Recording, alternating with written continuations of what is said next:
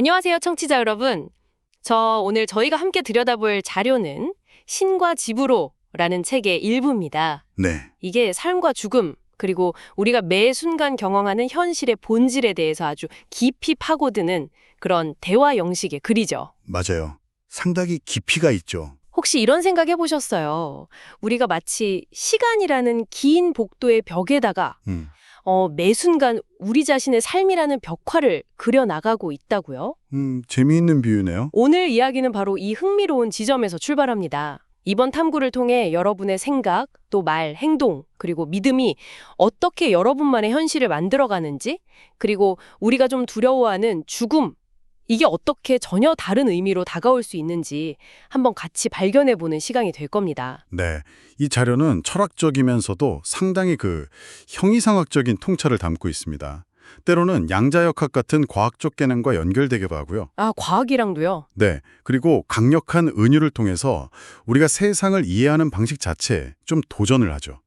저희 목표는 이 자료 속 아이디어들을 좀 명확하게 풀어내고요. 이것이 청취자 여러분의 삶과 생각에 어떤 새로운 질문을 던질 수 있을지 그걸 함께 탐색하는 겁니다. 좋습니다. 특정 관점을 강요하기보다는 이 글이 제시하는 그 독특한 세계관을 충실히 전달하는 데 집중하려고 합니다. 네, 알겠습니다. 그럼 바로 그 벽화 이야기부터 시작해볼까요? 자료에서는 우리가 생각, 말, 행동이라는 세 가지 도구를 사용해서요. 시간의 회랑, 벽의 가능성의 벽화를 그리고 있다고 말합니다. 네, 그렇죠. 매 순간 우리가 하는 생각 하나하나, 내뱉는 말 한마디, 또 취하는 행동 하나하나가 그 벽화를 채워나가는 붓질이라는 거죠. 와, 진짜 시적인 비유네요. 그쵸? 그렇죠. 그런데 이 비유가 단순히 그냥 문학적인 표현에 그치지 않고요.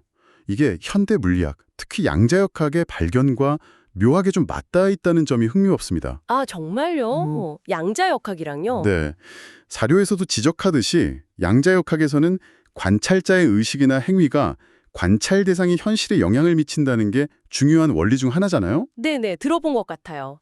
이 벽화 비유는 우리가 벽화의 어떤 부분에 주의를 기울이느냐, 여기에 따라서 우리가 경험하는 현실, 즉 벽화의 그 부분이 실제가 된다. 이렇게 설명합니다. 와, 잠시만요. 그러니까 제가 무엇에 집중하느냐가 곧 제가 경험할 현실을 결정한다는 말씀이시죠? 바로 그겁니다. 다시 말해 당신의 의식적인 주의, 어텐션 자체가 바로 현실을 선택하고 창조하는 강력한 도구라는 거예요. 이야, 물리학과 형이상학이 같은 결론에 도달하고 있다는 건데요. 쓰는 용어만 다르지 같은 이야기를 하고 있다는 자료의 구절이 확 와닿네요. 네네. 이것이 바로 이 자료의 첫 번째 핵심 통찰이라고 할 수 있겠군요. 당신의 주의력이 현실을 창조한다. 바로 그 지점입니다. 그리고 이런 관점에서 보면 우리가 흔히 주의력 결핍 장애 ADD라고 부르는 상태에 대한 해석도 완전히 달라질 수 있어요. 아, ADD요? 어떻게 달라지죠? 자료는 이게 주의력의 결핍이 아니고요. 오히려 일반적인 사람들보다 훨씬 더 넓은 범위의 현실, 그러니까 벽화의 더 많은 가능성들을 동시에 인지하는 주의력 과잉 상태일 수 있다고 제안합니다. 주의력 과잉이요? 결핍이 아니라. 네, 마치 라디오 주파수를 너무 넓게 잡아서 여러 방송이 동시에 들리는 것처럼요. 와, 정말 발상의 전환인데요. 그래서 자료에서는 이런 상태를 가진 사람들을 재능인이나 심능력자, 인디고 아이들 같은 용어로 부르기도 하는군요. 맞습니다.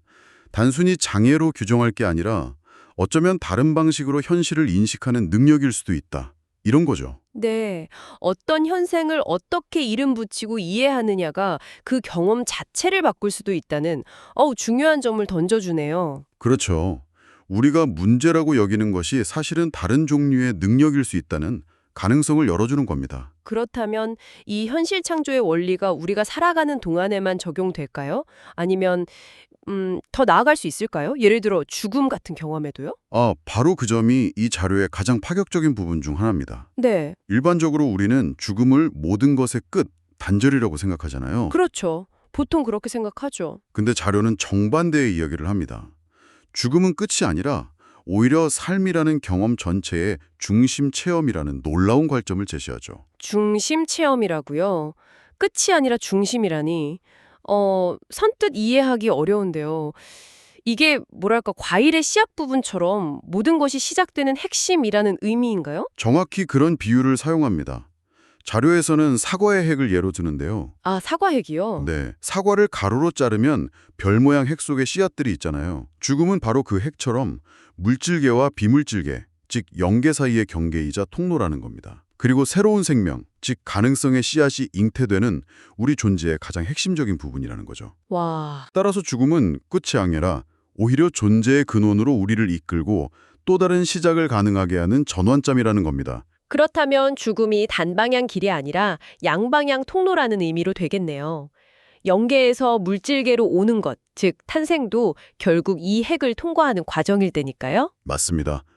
자료에 따르면 영혼이 다시 물질 육신을 입고 태어나는 과정 역시 영계의 관점에서는 일종의 죽음, 그러니까 비물질 상태의 끝으로 볼 수 있다는 겁니다. 아, 그렇군요. 즉, 삶과 죽음은 분리된 것이 아니라 존재가 다른 차원으로 이동하는 연속적인 순환 과정의 일부라는 거죠. 이것이 바로 두 번째 핵심 통찰입니다. 죽음은 끝이 아니라 삶과 존재의 핵심이자 전환점이다. 삶과 죽음이 순환의 일부라면 죽음과 삶은 같은 것이다 라는 자료의 명제가 이제 조금 다르게 들립니다. 하지만 여전히 태어나는 기쁨과 죽음의 슬픔이나 고통이 어떻게 같다고 할 수 있을까요?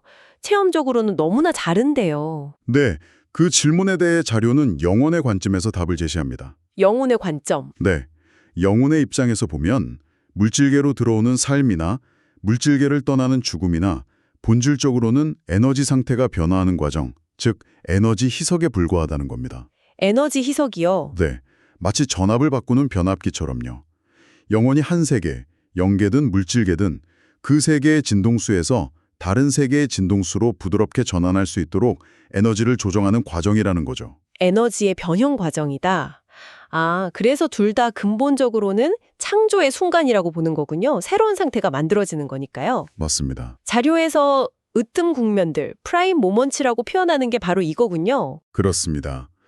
이런 관점에서 보면 누가 태어났다거나 누가 죽었다고 말하는 대신에 누가 창조되었다 또는 누가 새로 창조되었다고 표현하는 것이 영혼의 여정을 더 정확하게 묘사하는 것일 수 있다. 이렇게 자료는 제안합니다. 와, 우리가 사용하는 언어가 현실에 대한 우리의 인식과 경험 자체를 얼마나 깊이 형성하는지를 보여주는 대목이죠. 그러네요.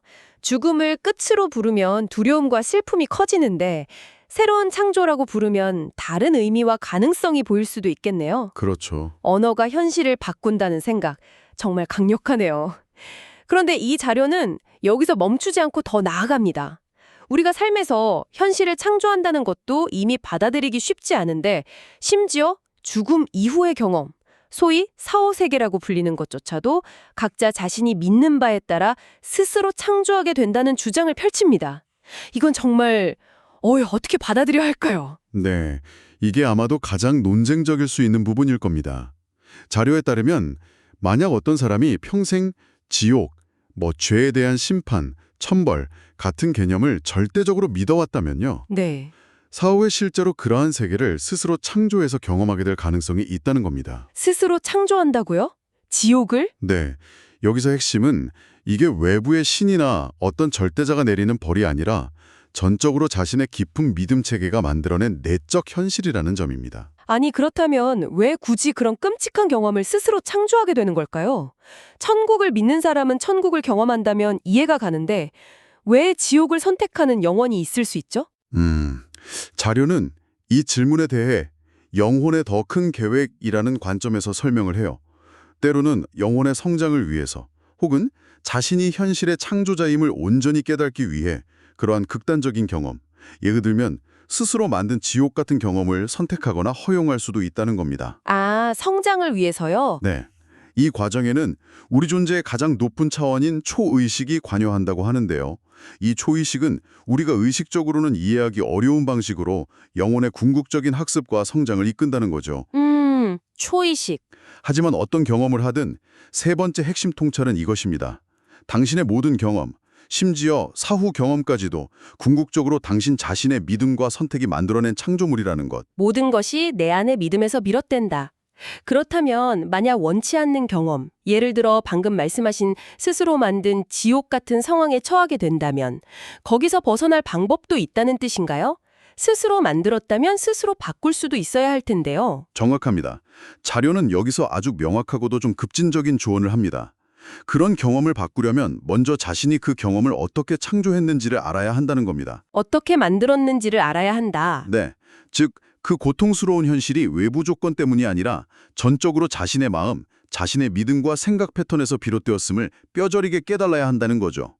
그리고 그 깨달음에 이르기 위해서 자료는 정신이 나가야 한다는 다소 충격적인 표현을 씁니다. 정신이 나가라고요?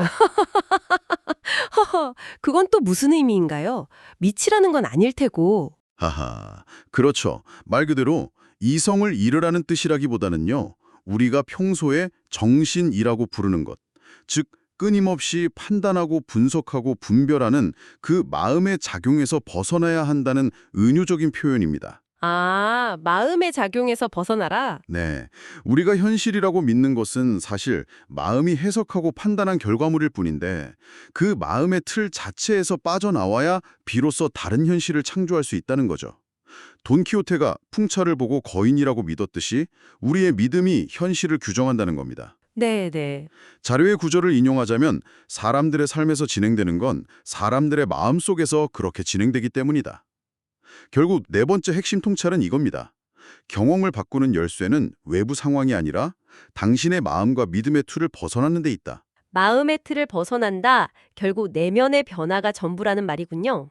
자, 그럼 우리가 이 현실 창조를 위해 사용하는 구체적인 도구들하고 그 작동 방식에 대해 좀 정리해 볼 필요가 있겠습니다. 자료에서는 창조의 세 가지 도구로 생각, 말, 행동을 언급했고요. 또 체험이 일어나는 세 가지 차원으로 잠재의식, 의식, 초의식 이걸 이야기했죠. 네, 그중에서도 특히 생각이 세 차원 모두에서 작용하는 가장 근본적인 창조 도구라고 강조합니다. 그런데 여기서 생각은 우리가 흔히 떠올리는 이성적인 사고나 관념만을 뜻하는 게 아니고요. 훨씬 더 깊고 원초적인 차원까지 포함합니다. 아, 더 깊은 차원요? 네, 자료는 생각의 세 가지 형태 혹은 세 가지 수준을 구분해서 설명하는데 이게 아주 흥미롭습니다. 세 가지 형태의 생각? 첫 번째는 무엇인가요? 첫 번째이자 가장 근원적인 생각은 바로 느낌, feeling입니다. 느낌이요? 네, 이것은 순수한 에너지로서의 생각이며 영혼의 언어라고 표현됩니다. 말이나 논리 없이도 즉각적으로 많은 것을 전달하고 감지하는 그런 직관적인 알과 같은 거죠. 아, 분노, 사랑, 기쁨, 슬픔 같은 강렬한 감정들이 바로 이 첫 번째 생각의 예시입니다. 느낌이 생각의 시작점이라니 신선하네요. 그럼 두 번째 생각은요? 두 번째 생각은 말, 워드입니다. 말은 우리가 느낀 그 순수한 에너지를 개념화하고 명명하고 다른 사람에게 전달하기 위해서 소리나 문자로 표현하려는 시도죠. 이것은 마음의 언어라고 할 수 있습니다. 네, 마음의 언어. 네, 느낌을 이성적으로 이해하고 소통 가능한 형태로 만들려는 노력인 셈입니다. 그리고 세 번째 생각은 자연스럽게 행동, 액션이 되겠군요. 맞습니다. 세 번째 생각은 행동입니다. 행동은 우리가 말로 개념화한 것을 구체적인 물질 현실 속에서 실현하려는 시도, 즉 몸의 언어입니다. 몸의 언어? 네, 느낌에서 시작된 에너지가 말을 거쳐서 최종적으로 물질적인 형태로 나타나는 과정인 거죠. 느낌, 말, 행동, 영혼, 마음, 몸의 언어. 와, 이렇게 보니 창조의 과정이 단계적으로 보이네요. 그런데 여기서 중요한 점을 지적합니다. 이 세 단계를 거치면서, 즉 느낌이 말로, 말이 행동으로 번역되면서 본래의 순수한 의도나 에너지가 희석되거나 왜곡될 위험이 있다는 겁니다. 아, 번역 과정에서 손실이 있을 수 있다. 네, 마치 통역 과정에서 의미가 조금씩 달라지는 것처럼요. 그래서 자료에서는 선각자나 지혜로운 이들은 충동적으로 느낌을 말로나 행동으로 옮기기 전에 그 첫 번째 생각인 느낌 자체에 충분히 머무르면서 그것을 온전히 경험하고 이해하려고 노력한다고 말합니다. 느낌에 머무른다. 네. 그리고 꼭 필요한 경우에만 아주 신중하게 다음 단계, 즉 말이나 행동으로 나아간다는 거죠. 아, 섣불리 말하거나 행동하지 않고 먼저 내 안의 느낌을 충분히 알아차리는 것이 중요하다는 거군요. 그렇죠. 그것이 불필요한 오해나 갈등을 줄이고 더 순수한 의도로 현실을 창조하는 방법일 수 있겠네요. 이게 바로 다섯 번째 핵심 통찰이 아닐까 싶습니다.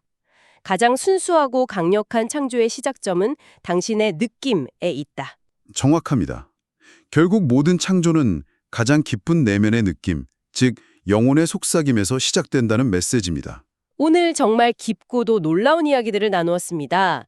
신과 지브로 발췌의 내용을 통해 우리는 생각, 말, 행동, 그리고 그 근원에 있는 우리의 믿음과 주의를 통해 삶과 죽음을 포함한 모든 경험을 스스로 창조해 나가는 강력한 존재일 수 있다는 가능성을 엿보았습니다. 네, 그랬죠. 죽음은 끝이 아닌 전환점이며 삶과 죽음 모두 창조라는 더 큰 그림의 일부라는 관점은 우리가 삶을 대하는 태도를 근본적으로 바꿀 수도 있겠다는 생각이 듭니다. 네, 오늘 나눈 이야기들이 청취자 여러분에게 자신과 세상을 바라보는 새로운 렌즈가 되었기를 바랍니다.